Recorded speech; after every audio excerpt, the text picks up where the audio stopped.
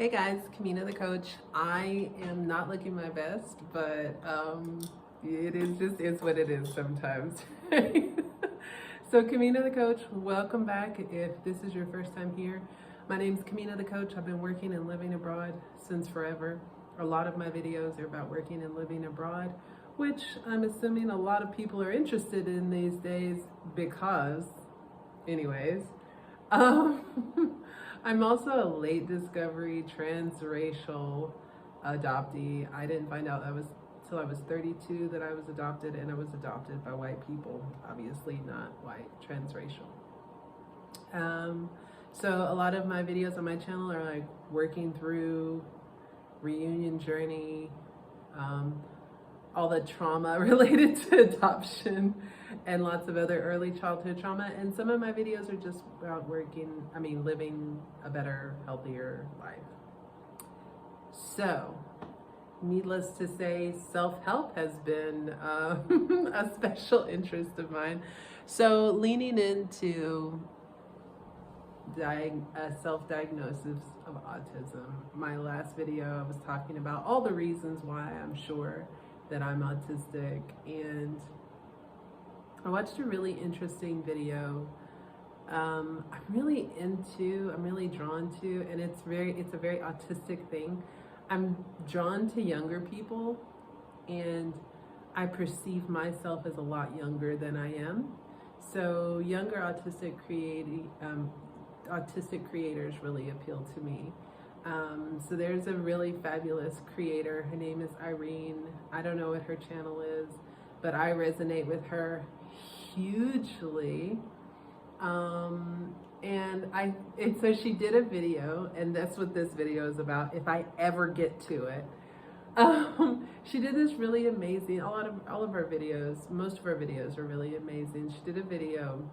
Somebody had sent her a comment and said that she wasn't autistic and that she was really just an INFJ, Myers-Briggs type.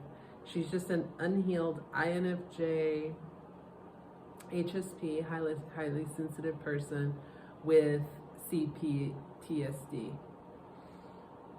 So, all of those things, I am interested to see. She did mention that she sees a lot of people in autistic groups. I have a hard time with groups. Maybe it has something to do with with autism, but I have a hard time with groups just because it doesn't matter what you are, there's always going to be those people, and I could do without those people. I just left an autistic group where a woman said, I believe that some vaccines cause autism and that not everyone's born with it. I'm like, I had to leave a hate note. Uh-oh. Low battery. Let's see if I can do this while I record. Sorry to any autistics watching. I know this has got to be sensory freaking you out. Sorry, my bad. Whoops. All right. Hope we're gonna hang out here. Probably crooked now. So anyways. Point. Okay. So originally, when I first started researching autism, it's about 2 years ago, 2021, 2022, something like that, I was talking to a guy who is probably also autistic, but he has a high needs autistic brother, and he'll be responsible for caring for his brother for life. His brother can take care of himself, but about on the level of like a 5th grader. He can use the microwave, he can't use the stove. So anyways, he didn't say it. He was not a judgmental person at all. He never said it, but I always kind of felt that he felt insulted when I discussed the possibility that I could be autistic.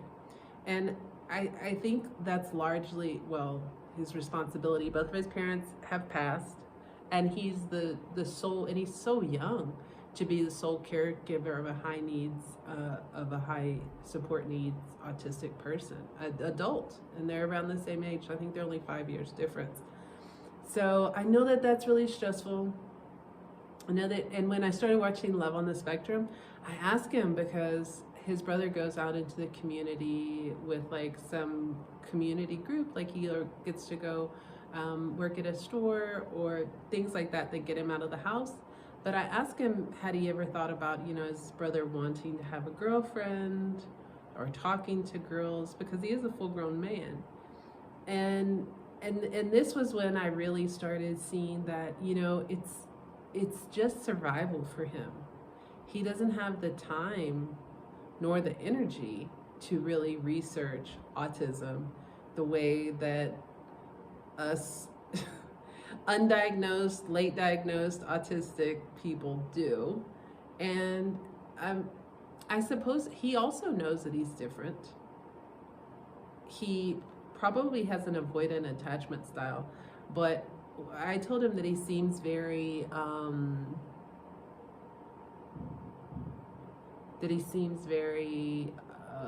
avoidant, that he seems like he's not showing his emotions. And he said that other people had told him that. And just for a lot of reasons, I suspect that he's probably also autistic, but just not thinking about it because he's just got so much on his plate. So that was part of it, but it was part of why I was like, this is disrespectful. I've heard other late diagnosed autistics say that. I was like, this is disrespectful to high needs autistic people. How could I possibly claim something for myself when I'm not having this kind of experience? Also, this very harmful narrative that autistic people don't experience empathy for others. I don't even know where this comes from. As I've started studying more in depth, I understand that the lack of eye contact comes from feeling too much. Looking into someone's eyes is like looking into their soul, and I can really relate to this. I can do it. I'm really good at masking, but I wasn't always, and I've always been weird. Anyways, this empathy thing kept me away from it, and then seeing this guy that I cared very much about, I had a lot of empathy for, and kind of feeling his reaction to what I was saying about how I was feeling about maybe I'm autistic. So these two things kept me away from it for a long time. Recently, what has brought me back to autism was I reached autistic burnout around my birthday of this year, January of 2025. I reached an autistic burnout, shutdown, autistic burnout and shutdown. I shut down, and it was due to autistic burnout for 3 months, and was really seriously questioning myself, like, what is wrong with me? And if you've watched any of my videos, I'm a huge proponent of there's nothing wrong with you. If you're dealing with something, you're having a perfectly healthy reaction to an abnormal situation. And I fully believe that. Also, circling it back to INFJ, HSP, C-PTSD. I have lots of C-PTSD, adopted children. If you've watched any of my videos on adoption, I feel very strongly about adoption. Babies don't forget, the body keeps the score.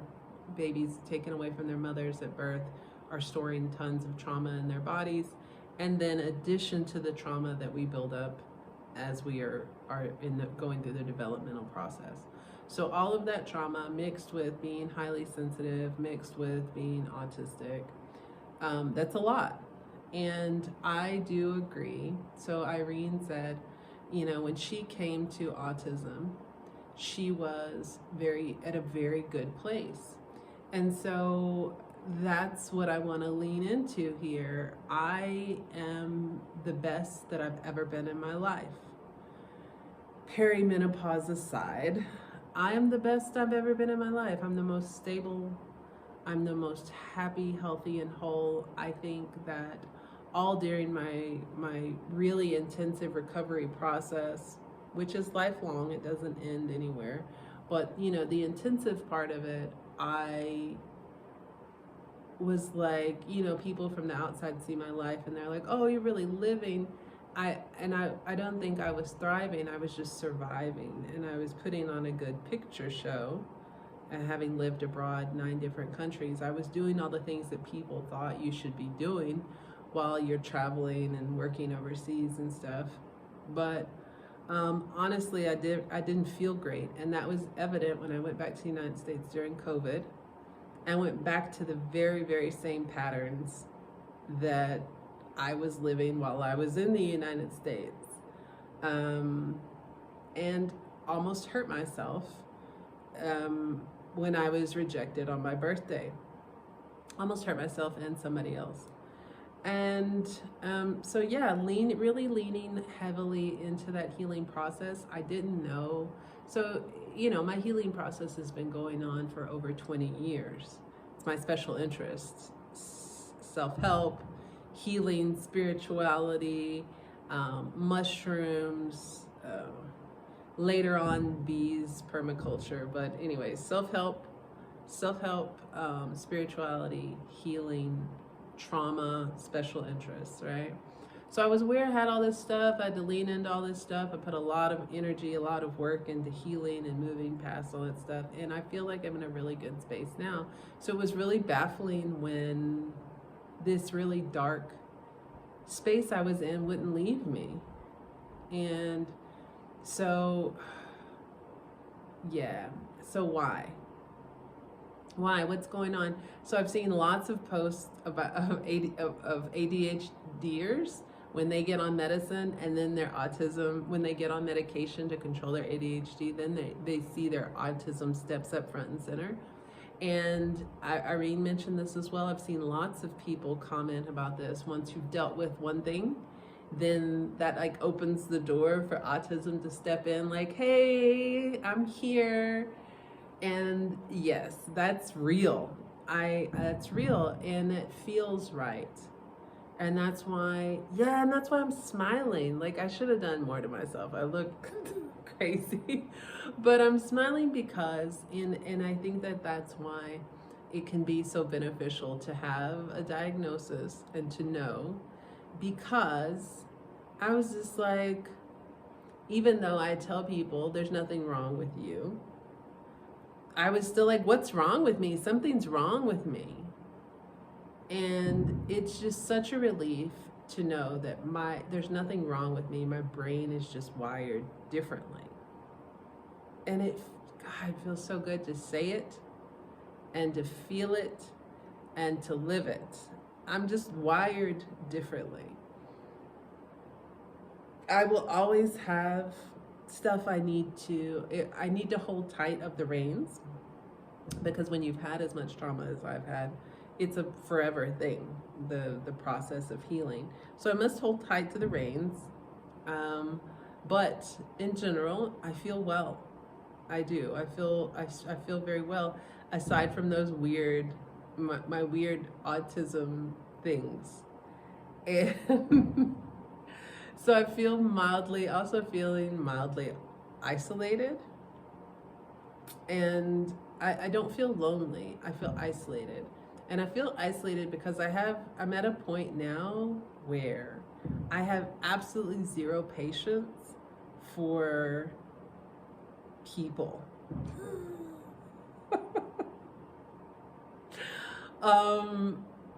That's probably partially perimenopause, partially hormones changing and all that stuff. Mostly I feel like it is that I am past my people-pleasing days. I am in a much more healed state of mind. And as an INFJ, I see people deeply without trying very hard. And I respond to people where they are. I give very personalized gifts that show deep thought. I remember very intimate personal details about people, and I engage them on those topics. And I am tired of not being met with that same kind of energy. I'm done with it. I'm done with shallow friendships. I'm done with trying to date just to keep from being alone, because I'm not lonely. So why would I date just to keep from being alone? Yeah, I'm over it. And so and as a result of me being over it, I think it probably makes me, and that's probably one area of my life where I've decided unapologetically to unmask. I keep trying to pad it a little bit on the dating apps when I connect with people. I'm like, did you read my profile? I have no idea. I still don't. And maybe as a neurotypical person, you're watching this and like, yes, it infuriates me when people tell me to read their profile. Well, if you could explain that to me, I would love to know why. Because anytime I say to someone, I would say about 98% of the time when I say to someone, excuse me, did you read my profile? Or maybe you should go read my profile. It's written in my profile. People will either cuss me out and then block me, or just block me, whatever. My profile also says that I hate small talk and I don't do it very well. And so again, I tolerate it for a little bit. I'll direct them back to my profile, and then they will still continue. Well, how was the weather? Did you eat today? I'm like,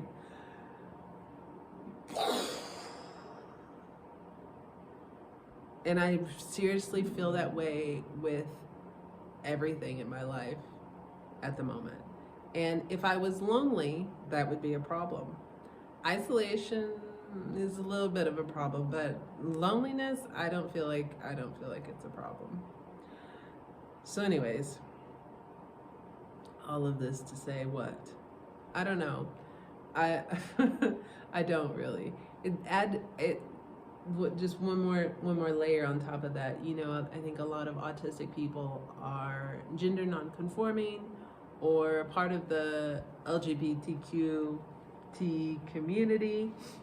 But then throw on top of all of that stuff, then also being a woman of color.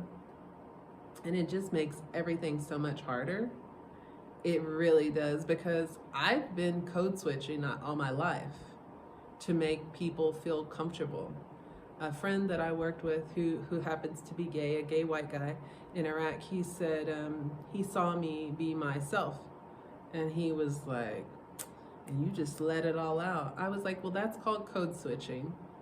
And that's what I have to do a lot of the time, just to make sure that people feel comfortable around me. And he was like, so you mean like being in the closet?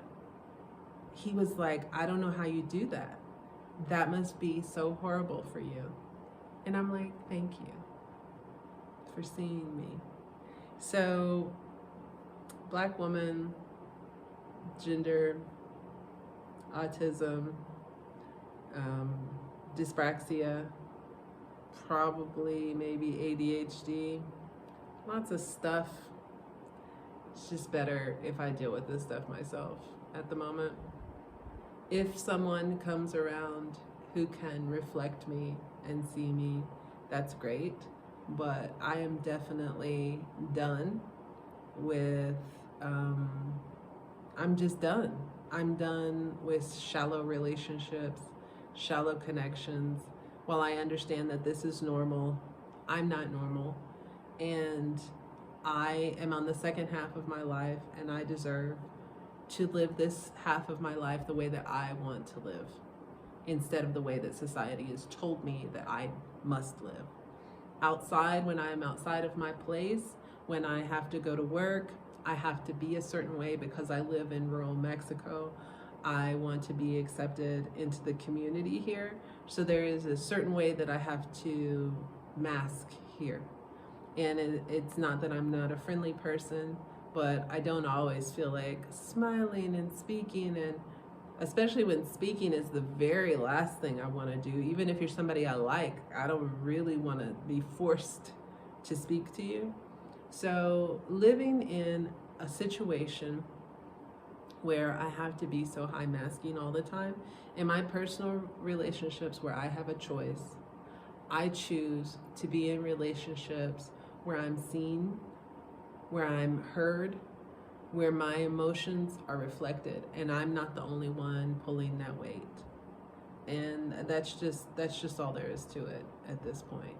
But yes, I can see where where there is a lot of symptoms of CPTSD and a lot of symptoms of autism and HSP that overlap, especially the really negative signs of CPTSD really heavily overlap with autism a lot. But I'm gonna have to go with Irene and those who have done the work and continue to do the work, that is a factor. It is a factor, but this is not something that could be. I feel like I'm saying all of this to say it's like, I guess I felt compelled to do this after I'm trying not to pay attention to politics anymore. It's really starting to get very boring to me. So unfortunately, in the autistic group that I just had to leave, everybody's talking about what RFK has just said, that he's going to find the cause of autism, and then I guess find a cure for autism. And all of that to say, there's not anything wrong with us. We're just different. And I'm not going to medicate myself to make you feel better. I'm only going to medicate to make myself feel better. This is who I am. This is who I'm going to be. If I change, it's because I've chose to make a change, not because you've told me I need to change. And that's just all there is to it. I suppose my focus on this channel is going to shift a little bit to autism for a while while I work through this and get this out of my system. Not autism, but all of the information, because I take in a lot of information, and my channel historically has been how I process the information. I process it and then I share it with the world. And that's really a gift for me because it's how I'm processing information. So anyways, making the shift to autism awareness in addition to everything else. Anyways, so who knows if I'll eventually seek a diagnosis here in Mexico. It may be challenging because being forced to speak Spanish does force me to mask a lot. It is something that's very uncomfortable for me, even though I'm very fluent. So we'll see. I'll keep you updated as I start to make more videos. I have been MIA for a while. So it's coming up on the end of my spring break. I hope that all of you are doing your best to try to disconnect. So until next time, sending you love, light, peace, and joy. Until next time, Camina the Coach, I'm out. Peace.